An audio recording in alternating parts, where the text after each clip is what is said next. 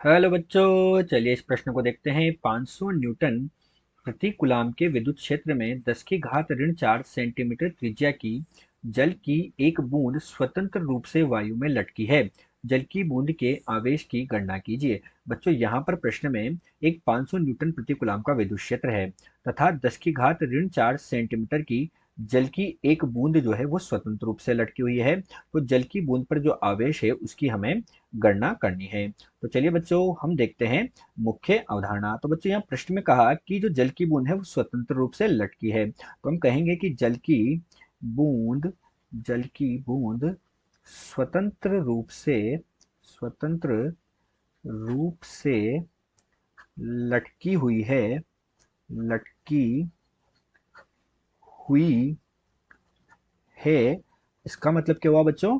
अर्थात बूंद साम्य अवस्था में है। अर्थात जो जल की बूंद है बच्चों वो हमारे पास कैसे है? साम्य अवस्था में है। साम्यावस्था में है। जब बूंद साम्य अवस्था में होगी तभी स्वतंत्र रूप से वो लटकी हुई होगी, अन्यथा तो वो नीचे की ओर गिर जाएगी। अर्थात बच्चों, ये हमारे पास एक जल की बूंद हो गई। यहाँ पर इस तरह से ये हमारे पास कोई भी एक जल की बूंद हो गई।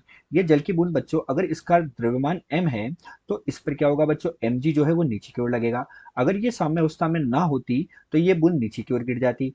बच्चों, इस पर क्या है? यहाँ पर एक विद्युत क्षेत्र लगा है और उस विद्युत क्षेत्र के कारण एक विद्युत बल ऊपर की ओर लगेगा और वो विद्युत बल का मान होता है बच्चों F बराबर क्यू ई। कितना होगा बच्चों? F बराबर क्यू ही। इस प्रकार F जब mg के बराबर होगा तो ये बूंद क्या होगी? साम्य अवस्था में होगी, अर्थात जल की बूंद स्वतंत्र रूप से लटकी हुई होगी। अतः हम क्या कह सकते हैं कि यहाँ पर क्या होगा? अतः इस स्थिति में हमारे पास क्या होगा बच्चों? F जो है वो किसके बराबर हो जाएगा? mg के बराबर हो जाएगा। अर्थात बच्चों क्यू ई जो है वो किसके बराबर हो जाएगा? यहाँ पर m गुणा g के बराबर हो जाएगा। तो यहाँ से बच्चों हम q का मान फिर याद करेंगे, mg बटे e के बराबर हो जाएगा q का मान। यही बच्चों हमारे पास इस प्रश्न की मुख्य उदाहरण है। तो बच्चों, अब हम देखते हैं कि हमें प्रश्न में क्या दिया हुआ है। तो बच्चों, हमें यहाँ पर विद्युत क्षेत्र का मान दिया हुआ है। विद्युत क्षेत्र E का मान कितना दिया बच्चों? 500 न्यूटन प्रति कूलाम दिया। साथ ही उसकी जो त्रिज्या है उस त्रिज्या का मान हमें दिया गया, और त्रिज्या का मान कितना दिया गया है बच्चों? यहाँ पर 10 की घात ऋण 4 सेंटीमीटर के बराबर दिया गया।